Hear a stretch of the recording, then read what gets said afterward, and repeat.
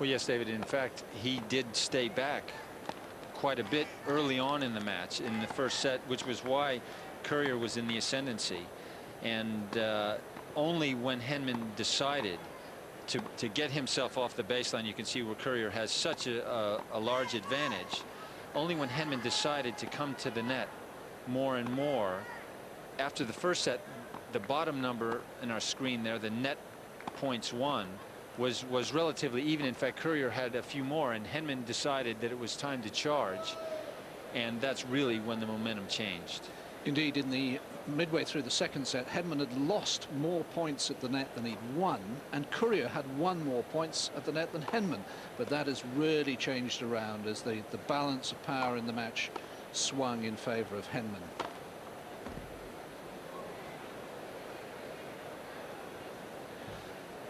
But of course, there's one area of the game where Jim Courier at one time reigned supreme as the world #1, twice a US Open champion, twice a French Open champion, and particularly his forehand. But the thing that has surprised me is just how well he has played off the backhand side, particularly the backhand return. Yes, in fact, his backhand return, I think, is his stronger wing off the return. It's a very short stroke, because his forehand is so devastating when he's moving backwards. He likes to back himself into the backhand corner of the court, so that when he has to stretch out wide to his forehand, he's not quite as effective. But that really has been a feature of Courier's game, backing into the corner and taking control of points from the baseline after big first serves. The connections are in place. David Felgate in the front, Brad Stein at the back, the coach of Courier, and there's Jason Goodall, who was in the Henman camp as well, former British player. Lucy Heald, Tim's girlfriend, a television producer. And there's Mum, Jane, and Dad Tony, and they've sat in that order for every match. It's become a superstition. Coach, assistant coach, girlfriend. The one person missing at the moment is David's wife, Jan Felgate, who's Tim's agent, but she's an agent for one or two other players as well, so she may be otherwise engaged. 1 minute. And she might get fired if she doesn't get in there quickly, David, don't you think? Ladies and gentlemen, Breaking the sequence. To leave your seats, to make sure. But were you superstitious? I mean, there's some players who have been known to go through the tournament without shaving. Bjorn Borg always did that. Tony Roach, I have to tell you, when he won a Grand Slam title, played in the same pair of shorts for every match. He did wash them every night. Yes, well, I suppose rituals really are important in any sport. You'll find golfers will go through the exact same routine before every putt. They'll take exactly 7 seconds from the time they line it up and hit it. And tennis players are the same, because the more you do something, the more second nature it becomes. And of course, second nature, or playing by instinct, is always the way you want to be. If you can get into that zone where you're just reacting to things, you're going to play so much better than if you have to think about them. Time, gentlemen, prep to play. Change the balls, please. The man who's been in charge of this match throughout, of course, the umpire stays with the match, Jorge Diaz from Portugal. This is the continuation of the match. Suspended due to rain. Score is 2 sets to 1 to Henman. 4-3. Courier serving 30-15. And they've put the warm-up balls away. The match balls that have been sealed in the referee's office are brought back out, and they're ready to restart.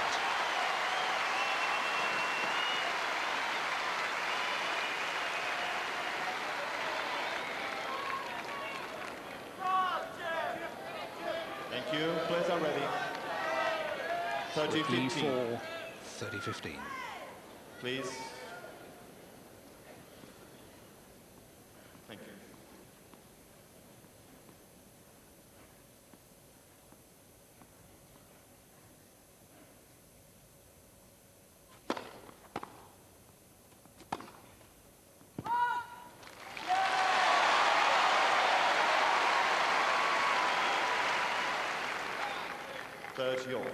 And a good, deep, safe return from Henman, drawing the early error.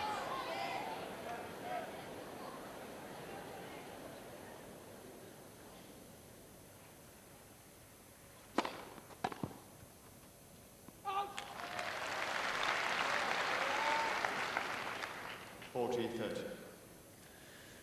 Flirting perhaps just a little too closely with the baseline that time.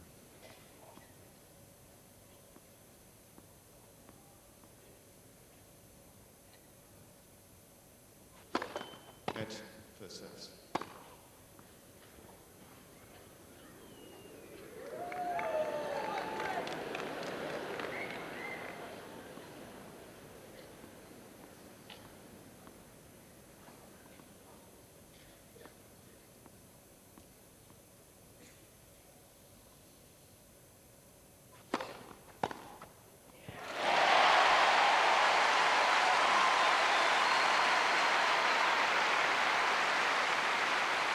A very short backswing there Deuce. from Henman. A daring target.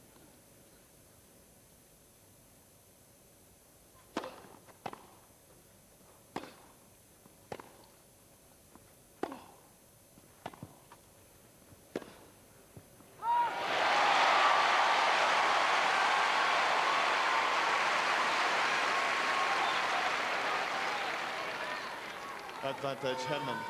Courier very tentative on his ground strokes there, as you might expect.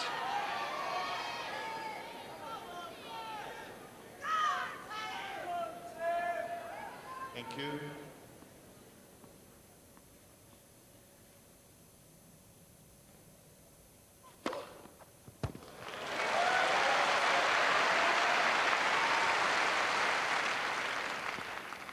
Deuce. Both of them have saved countless break points in this match with aces.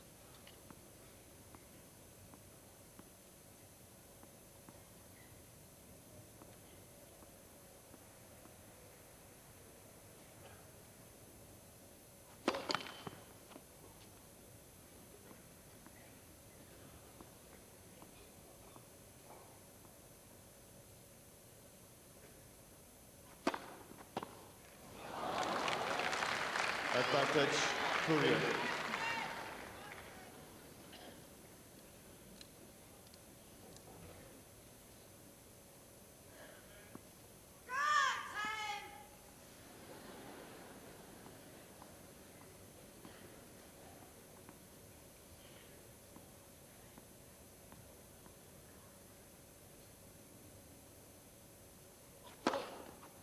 Game Courier.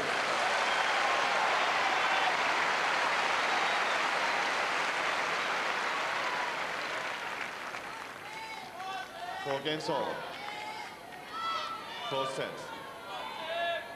So Courier survives a break point that would have left Henman serving for the match. Instead, now the pressure on Henman. He lost his opening service game of the match 2 days ago.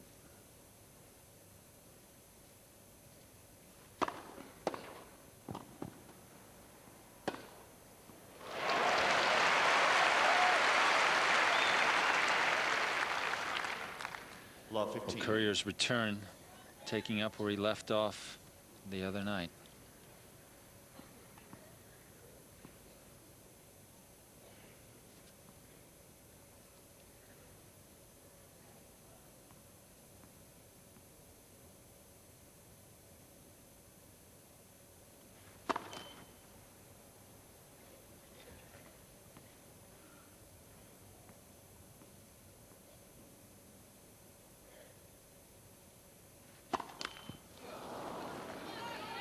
Law 30.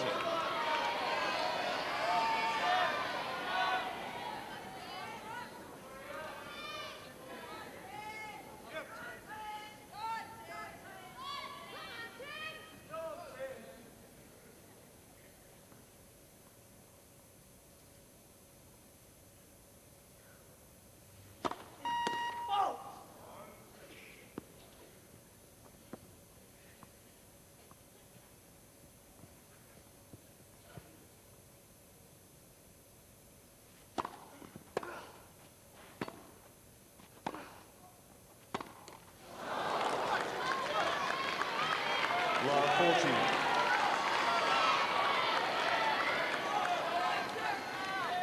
Henman's turn to look tentative. 3 break points.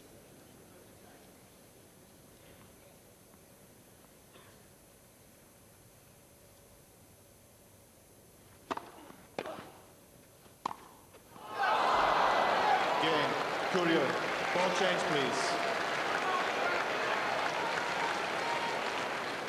Courier leads by 5 games to 4.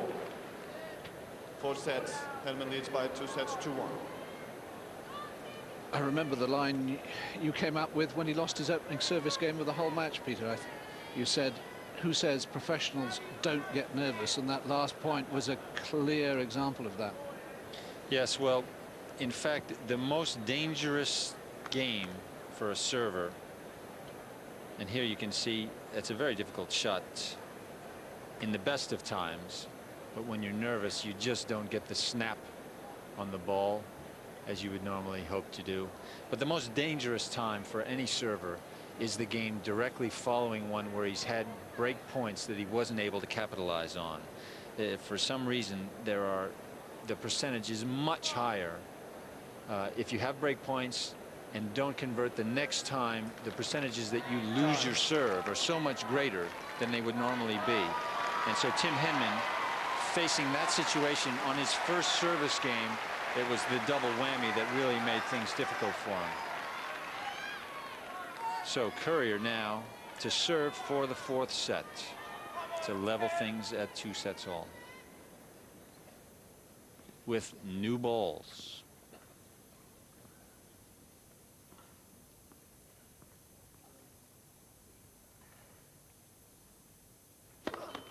That's the first set.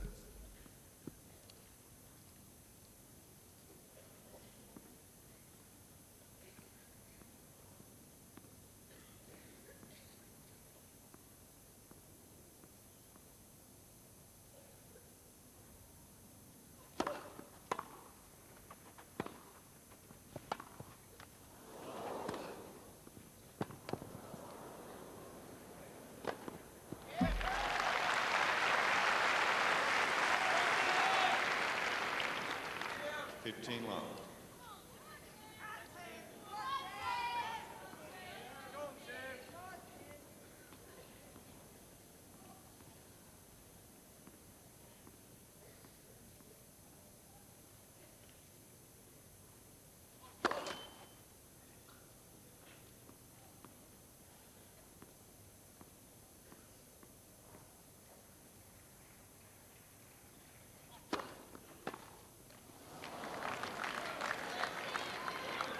Love.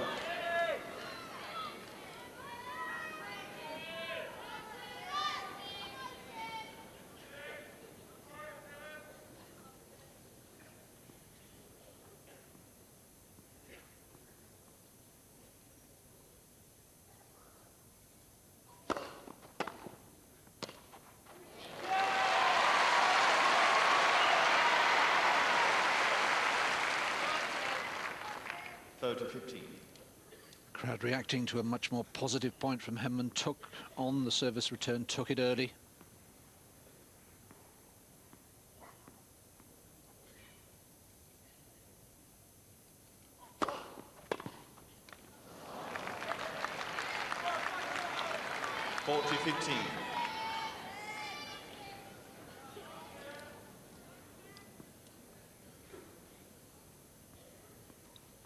Two set points for 2 sets all.